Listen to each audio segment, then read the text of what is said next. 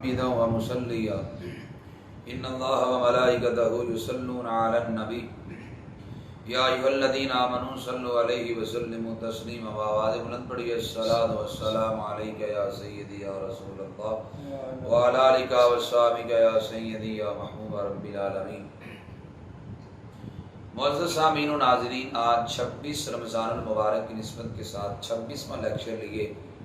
میں آپ کی خدمت میں حاضر ہوا۔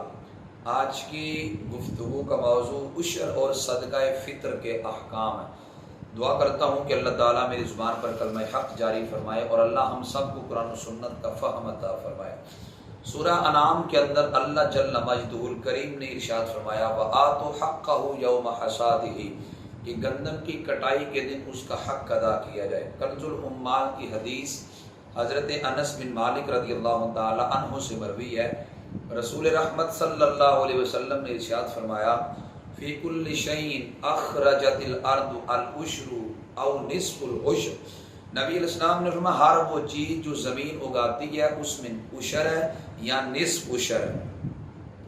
اب یہ بات یہ سمجھنے کی ہے سب سے پہلے کہ عشر کس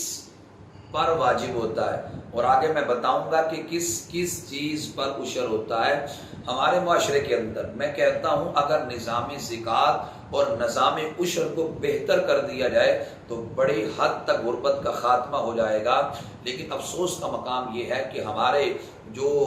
کھیتی باڑی کرنے والے حضرات ہیں وہ اپنا عشر بھی صحیح انداز میں نہیں نکالتے، بس اگر دل کیا تو کسی غریب کو کچھ دے دیا، پورے شرعی تقاضوں کو پورا کرتے ہوئے وہ یہ کام نہیں کرتے۔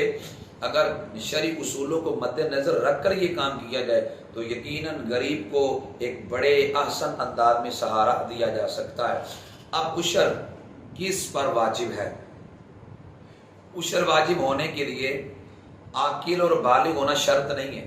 بلکہ مجنون اور نابالغ کی زمین میں جو چیز پیدا ہوتی ہے اس زمین پر بھی، اس زمین کی پیداوار پر بھی عشر لازم ہے۔ اور عشر اگر کوئی بندہ خوشی سے نہ دے تو بادشاہ اسلام جبرن بھی اس سے عشر لے سکتا ہے۔ اس صورت کے اندر جب بادشاہ اسلام جبرن اس بندے سے عشر لے گا پھر اسے ثواب نہیں ملے گا، ہاں اگر وہ اپنی خوش دلی کے ساتھ عشر ادا کرے گا اللہ اس پہ اس کو ثواب بھی عطا کرے گا۔ نمبر 3، عشر میں سال کا گزرنا ضروری نہیں ہے، جبکہ آپ نے پہلے سن لیا زکوٰۃ پہ سال کا گزرنا ضروری ہوتا ہے، لیکن عشر پر سال کا گزرنا بھی ضروری نہیں ہوتا، بلکہ سال میں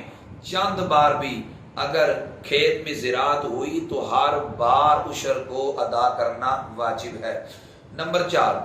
آپ نے پڑھا تھا کہ سنا تھا کہ زکوٰۃ کے سلسلے میں نصاب کا ہونا شرط ہے، لیکن عشر کے اندر نصاب کا ہونا بھی شرط نہیں، یہاں تک کہ اگر کھیت میں جو پیداوار ہے وہ 4 کلو تک بھی ہوئی تو بھی عشر ادا کرنا لازم ہے۔ اور پھر عشر میں یہ شرط بھی نہیں ہے کہ وہ چیز باقی رہنے والی ہو، اور یوں ہی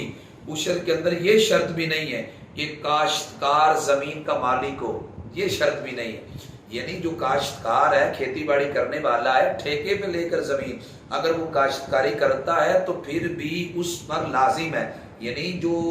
جگہ کا مالک ہے اس پر نہیں ہے، جو کاشتکار ہے، جو کاشتکاری جگہ کے اوپر کرتا ہے اس پر عشر کو ادا کرنا لازم ہے، بلکہ جو وقفی زمین ہوتی ہے اس میں اگر زراعت ہوئی اس پر بھی عشر ادا کرنا لازم ہے۔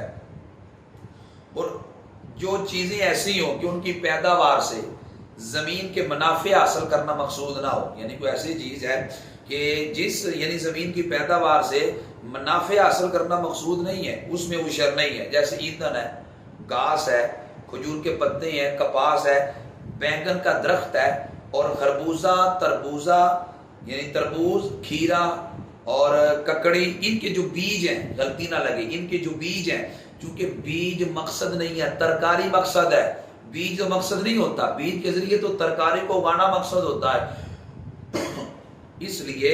جو بیج ہیں ان کے بیج پر عشر واجب نہیں ہے۔ اور جو کھیت، اب عشر کتنا ہوگا یہ سمجھنا بھی ضروری ہے۔ اب عشر کتنا ہوگا یہ بات اچھی طرح آپ ذہن نشین کر لیں۔ اگر تو کھیت کو بارش کے پانی سے سیراب کیا گیا یا پھر جو نہریں بہتی ہیں نہری پانی کے ذریعے کھیت کو سیراب کیا گیا تو اس صورت کے اندر جو عشر ہے وہ 10واں حصہ ہے، کل مال کا 10واں حصہ جو ہے وہ عشر ادا کرنا پڑے گا۔ اور اگر مول خرید کا ٹیوب ویل کا پانی کے ذریعے اگر کھیت کو سیراب کیا گیا تو پھر 20واں حصہ، یعنی اگر 20 توڑے ہوئے تو 20واں حصہ جو نا وہ عشر کا نکالنا واجب ہے۔ اور اگلی بات یہ بھی ہے، کچھ ایسے علاقے بھی ہو سکتے ہیں کہ جن علاقوں میں کچھ تو سیراب بارش کے پانی سے ہوا ہو اور کچھ سیراب ٹیوب ویل کے پانی سے کیا ہو۔ اب اس صورت میں دیکھیں گے کہ زیادہ کون سا پانی استعمال ہوا۔ اگر تو زیادہ ٹیوب ویل کا پانی استعمال ہوا تو اس صورت کے اندر پھر دیکھیں گے کہ اگر زیادہ ٹیوب ویل کا پانی استعمال ہوا پھر 20واں حصہ ہے، یعنی نصف عشر ہے۔ اور اگر بارش کے پانی کے ذریعے سیراب کیا گیا ہے تو اس صورت کے اندر پھر 10واں، یعنی دیکھیں کہ اکثریت کس کی ہے۔ اگر اکثریت بارش کے پانی کی ہے تو اس صورت میں اس کا حکم دیکھیں گے۔ اگر اکثریت مول خرید کر ٹیوب ویل کے پانی کے ذریعے اگر کھیت کو سیراب کیا گیا اس صورت کے اندر جو ہے نا وہ 20واں حصہ عشر بنے گا۔ اور اگلی بات یہ ہے، گندم، جو، جوار، باجرہ اور السی، اخروٹ، بادام، ہر قسم کے میوے، پھول، گنا، خربوزہ، تربوزہ، کھیرا، ککڑی، بینگن، ہر قسم کی ترکاری پہ عشر واجب ہے۔ ہمارے ہاں عجیب ماحول ہے، ہمارے ہاں لوگ یہ سمجھتے ہیں کہ شاید گندم پر ہی یا چاولوں پر ہی عشر واجب ہوتا ہے، جبکہ فقہا فرماتے ہیں اگر کسی بندے کا جو نا امرود کا باغ ہے یا ایسا شخص ہے جو ہے، جوار ہے، باجرہ ہے اور اس کے علاوہ اخروٹ ہے، بادام ہے اور خربوزہ ہے، تربوز ہے، ان تمام چیزوں پر عشر ادا کرنا لازم ہے۔ اور جو چیز، جس چیز میں عشر یا نصف عشر واجب ہو، اگلے دن مجھ سے لوگ پوچھ رہے تھے اور یہ بہت بڑی غلط فہمی ہے، لوگ سمجھتے ہیں کہ شاید جو عشر ہے وہ سارے خرچے نکال کر ادا کرنا ہے، جو ہم نے بیج لیا ہے اس کا خرچہ نکالیں، کھاد کا خرچہ نکالیں، کام کرنے والوں کا خرچہ نکالیں، بعد میں جو بچے اس کا عشر دینا ہے۔ حقیقت یہ نہیں ہے، حقیقت حال یہ ہے کہ آپ نے کل پیداوار سے عشر ادا کرنا ہے، کل پیداوار سے عشر ادا کرنے کے بعد پھر آپ نے دیگر مصارف جو نا وہ نکالنے ہیں، پہلے آپ مصارفوں کو نہیں نکالیں گے۔ اسی طرح مکان یا مقبرہ میں جو پیداوار ہوتی ہے اس پہ عشر نہیں ہے، اور جو چیز زمین کے تابع ہے، مثال درخت، اس پہ بھی عشر نہیں ہے۔ اور تیار ہونے سے پہلے اگر زراعت کو بیچ دیا گیا، کھیتی کو بیچ دیا گیا، اگر تیار ہونے سے پہلے بیچ دیا گیا تو پھر جو خریدار ہے اس پر عشر واجب ہے، اور اگر فصل تیار ہونے کے بعد بیچی گئی تو اس صورت کے اندر جو بیچنے والا بائع ہے اس پر عشر واجب ہوگا۔ اور آگے علی صدقہ فطر کے احکام، یہ سننا بھی ضروری ہے، اور بڑے افسوس کے ساتھ مجھے کہنا پڑتا ہے ہمارے معاشرے کے اندر وہ بندہ جو صدقہ فطر لینے کی پوزیشن میں ہے، ہمارے ہاں اس بندے کو بھی کہا جاتا ہے کہ تو نے بھی صدقہ فطر ادا کرنا ہے۔ بڑی عجیب بات ہے بھائی، وہ بندہ لینے کی پوزیشن میں ہے، وہ لینے کا مستحق ہے، اسے کیسے کہا جائے گا کہ تو بھی صدقہ فطر ادا کر؟ میں تفصیل سے بیان کروں گا کہ صدقہ فطر کیا ہر بندے پہ ہے یا کس پہ ہے، میں یہ تفصیل سے بیان کروں گا، سنیے گا۔ پہلے حدیث کو سن لیں، ترمذی کی روایت ہے، حضرت عمر بن شعیب اپنے باپ سے، وہ اپنے دادا سے روایت کرتے ہیں، رسول رحمت صلی اللہ علیہ وسلم نے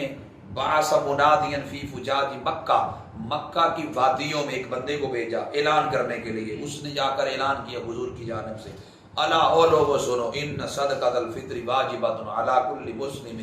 صدقہ فطر ہر مسلمان پہ واجب ہے، ذکر او انثی، مرد ہو یا عورت، او عبد صغیر او کبیر، وہ غلام چھوٹا ہو یا بڑا، کتنا ہے؟ مدان من قمح، نصف سا، یعنی 2 کلو گندم کا صدقہ فطر اس نے ادا کرنا ہے۔ اور دوسری حدیث پاک مشکات کی حضرت عبداللہ بن عباس رضی اللہ تعالی عنہما سے یوں ہے، نبی علیہ السلام نے فرمایا، فرض رسول اللہ صلی اللہ علیہ وسلم زکوٰۃ الفطر طہرا للصیام من اللغو والرفث وطعمۃ للمساکین، او کما قال علیہ السلام۔ نبی علیہ السلام نے فرمایا یہ جو صدقہ فطر ہے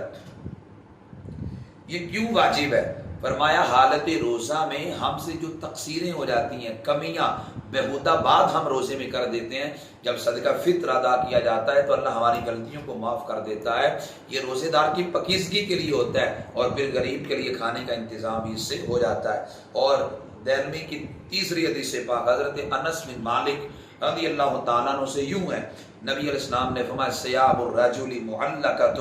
بین السماء والارض حتی تؤدی صدقۃ الفطر او کما قال علیہ الصلوۃ والسلام، حضور نے فرمایا جب صائم روزے دار صدقہ فطر ادا نہیں کرتا اس کا روزہ زمین و آسمان کے درمیان معلق رہتا ہے جب تک وہ صدقہ فطر ادا نہ کرے۔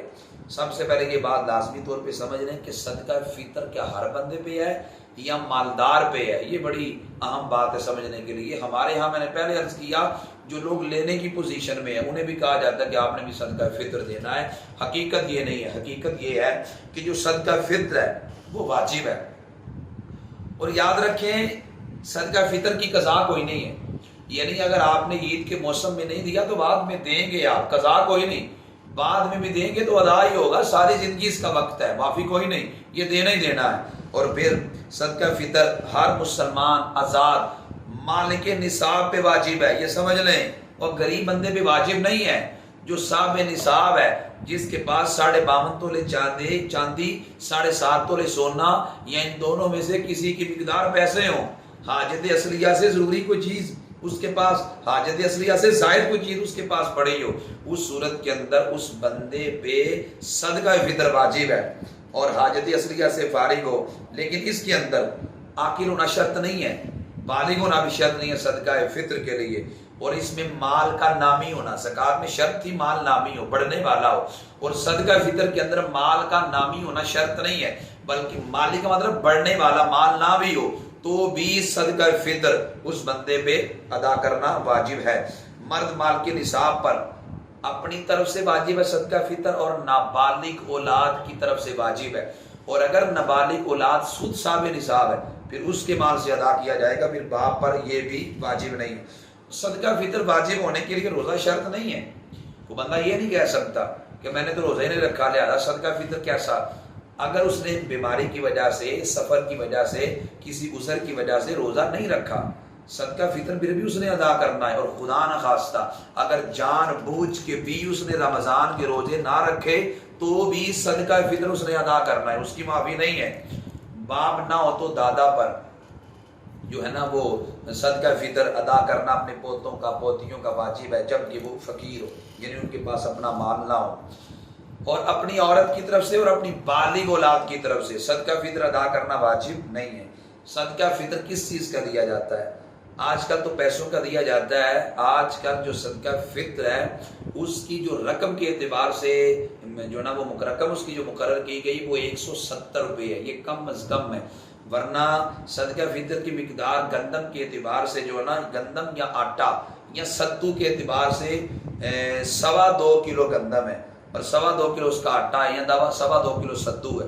کھجور منکے یا جو یا اس کا آٹا، یہ 4 کلو تک صدقہ فطر ادا کرنا ہر فرد کے لحاظ سے ضروری ہے۔ اور اگر آپ کھجور کے 4 کلو کا حساب لگائیں تو ریٹ اور ہے، منکے اور جو کے 4 کلو کا ریٹ لگائیں تو ریٹ اور ہے، تو اس وجہ سے جو کم از کم بندہ ہے جو زیادہ مالدار نہیں ہے وہ کم از کم 170 روپے ادا کرے، اور جو زیادہ مالدار ہے وہ 300 روپے 400 روپے تک بھی ادا کرے۔ اور صدقہ فطر کو بندہ پہلے بھی ادا کر سکتا، ضروری نہیں کہ عید والے دن نہیں ادا کرنا ہے، بلکہ بہتر یہ پہلے ادا کر دیں تاکہ غریب لوگ اپنی چیزوں کو خرید سکیں، ہمارے ساتھ عید کی خوشیوں میں شامل ہو سکیں۔ اور صدقہ فطر جو ہے وہ ایک مسکین کو دینا بہتر ہے تاکہ اس کا کام بن جائے، اگرچہ مختلف فقیروں کو بھی دیا جا سکتا ہے، لیکن آپ اپنے گھر کا 1000 2000 3000 جو صدقہ فطر بنتا ہے وہ ایک فقیر کو دیں، ایک بیوہ عورت کو دیں تاکہ اس کے گھر کا نظام خوبصورت چل سکے، بجائے تھوڑا تھوڑا مختلف لوگوں کو دینے کے۔ تو یہ صدقہ فطر کے ضروری احکام تھے اور عشر کے احکام تھے جو میں نے آپ کی خدمت میں عرض کر دیے۔ دعا کرتا ہوں کہ اللہ تعالی ہمیں قرآن و سنت کی تعلیمات کے مطابق زندگی گزارنے کی توفیق عطا کرے۔ وما علیہ الا البلاغ۔